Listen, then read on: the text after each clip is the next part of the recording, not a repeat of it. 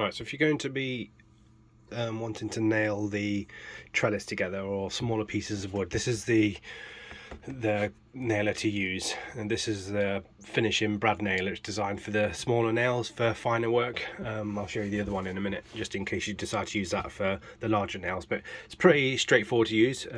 The battery, I've only got one battery, but it works the same in both of the nailers. In this one here,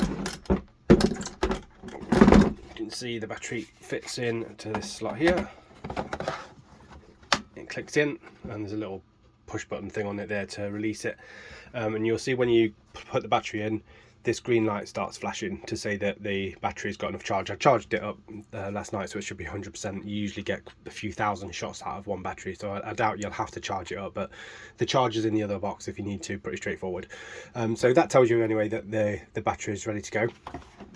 The gas is already in it. If you had to change the gas, there's a spare gas cylinder up there. To use that, you have to squeeze this in really firmly. The whole thing clicks in, and that breaks the seal on it and makes it ready to use. And the gas on these devices is in here, so to get it out, if you had to, which again you shouldn't, because again you get about 1,000 shots out of it, but you push this thing backwards and then it opens up, and the gas cylinder just sits inside there. It's kind of like a little tiny nozzle that it pretty much sits itself in there. See the yellow bit there, the end of the nozzle just goes into that yellow bit there.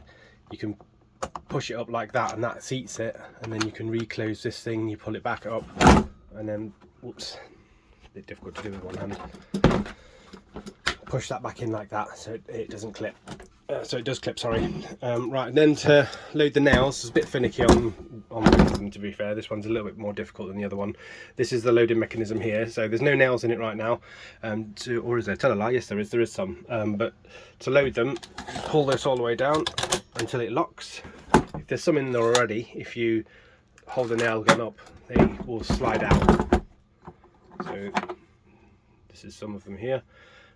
These are really tiny ones, but the crazy big ones that I bought are in this box here. I'll include some of the other 38mm ones that I went to pick up. So to load, you see that obviously the nail head is thicker on this side than the other. So basically they go into a gap here. You can see that there's a really thin gap, so they just load in again. I'll show you once more. In like that. They all go, you push them to the top, and then this down here, this metal bit, you push that down, and that releases that thing up. It's like a stapler, it pushes them all up in there, and that's now ready to go. Now to fire the nail, let's see if we wanted to drive it into a shelf or something. The way it works is obviously the trigger does nothing. If I press the trigger now, nothing happens at all. It's all actuated by this end being pushed in. So this rubber end here, it pushes into the body. When that pushes in, that releases a safety mechanism which will then allow you to fire. So when I push it, you'll hear it make a noise.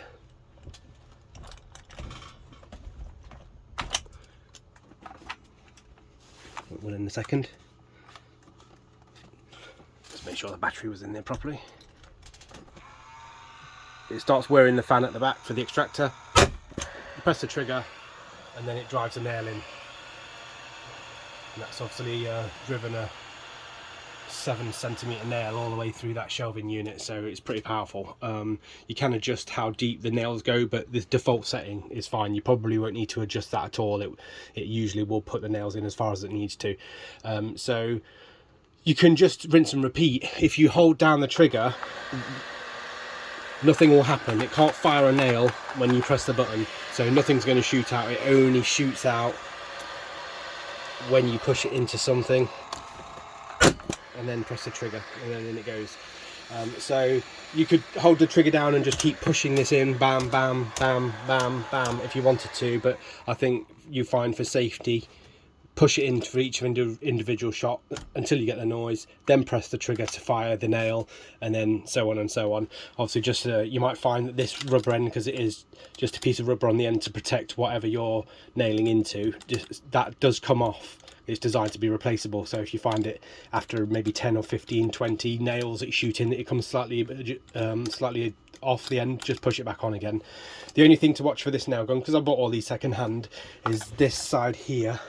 This is a safety mechanism that releases the whole assembly should nails get trapped in here. I don't think you'll have that as an issue, but if you ever did, you basically pull back this this part here, sorry, push forward this bit, and you see it releases, and at that point the whole mechanism on the top lifts up, and it allows you to just check that there's nothing wedged in there, and it goes back in again when you push that away, and it locks in place. So the reason I'm showing you this, you shouldn't need to do that, you shouldn't jam, but this screw here it has a tendency to become untightened after 50 shots, maybe less. So just keep a screwdriver on hand, and maybe every 20 or so shots just make sure that's just tight. It doesn't have to be super tight, it's just got to not fall out. If it flies out, you're not going to be in any danger, but if it does fall out, this safety mechanism becomes disattached, and when you push this end in to shoot your nail, it might go up a bit, in which case it won't work. But essentially that's it. When you're finished with using it, all you have to do is to take the battery out. You do have to watch the battery. Sometimes if it doesn't clip in properly, that light might go off again with all the shots. Sometimes it's very easy for this to work its way loose, and it will come out and you'll find it's not working. So if you try to drive a nail and it doesn't make the noise when you push it in, just check that that's firmly in and that you're getting that green light there.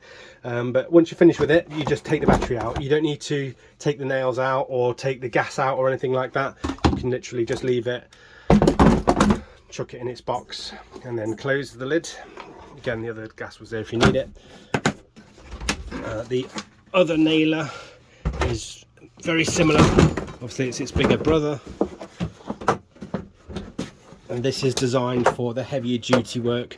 Don't use this one for doing the trellis, because it will just destroy it.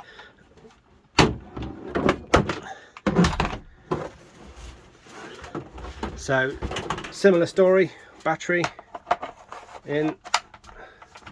I think the flashing light's on this side for this one for some reason. Yeah, the flashing light's there to tell you the battery's detected. There's only one side and size of nails I've got here, so for this one, pull that lever down, and again you can wiggle those screws out. They do drop out the bottom on this one rather than the top. They come all the way out here. So let's just see if I can do that.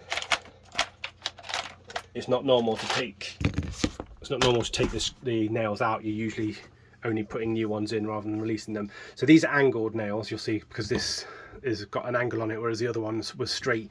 So when you're using these nails, you always get these ones here, and if you were to want to load this for anything, I mean, I'd imagine that that's probably enough if you want to attach the trellis onto thicker bits of wood, and then attach them onto your fence or something else, or onto the planters. Maybe you use these, I suppose, but if you do want to use them, again, they just slot in there like that, and then once they've slid up to the top, press that button, it snaps and holds them in place. So this is the same process as the other one, that it can't fire. Press the button, nothing will do anything. It's all actuated by the end arm here. You push that in, and then you hear the fans kick in, and then you fire. I don't want to fire that through my desk, it'll probably tear through. This one's a lot noisier than the other, because there's a lot more power in it.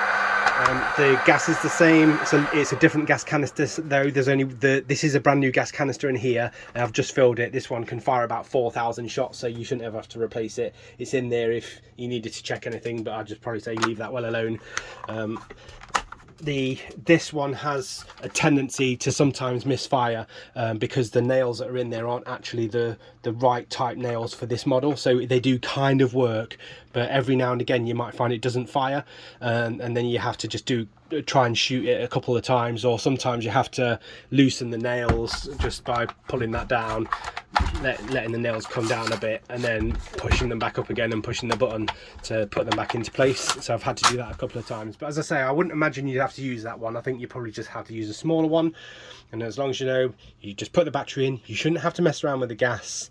It's not going to fire unless you push the end quite firmly firmly into the wood as well. It's not like just touching it is enough.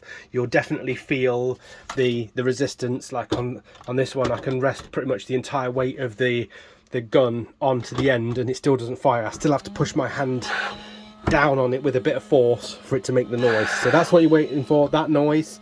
That's where the gas is filling the cylinder and mixing with air, and then bang, you pull the trigger and that will fire. Obviously keep your eyes protected, probably wear some safety goggles, because if a nail did manage to shoot through the wood and do something insane like curve around, it could ricochet off something, I suppose, or go into your hand. So maybe wear gloves if possible as well, and just keep your hands well away from the material. If you're wanting to put a nail in something across here, keep your hand quite far away, so if the nail does go round or at an angle, it doesn't suddenly shoot out and go to the side.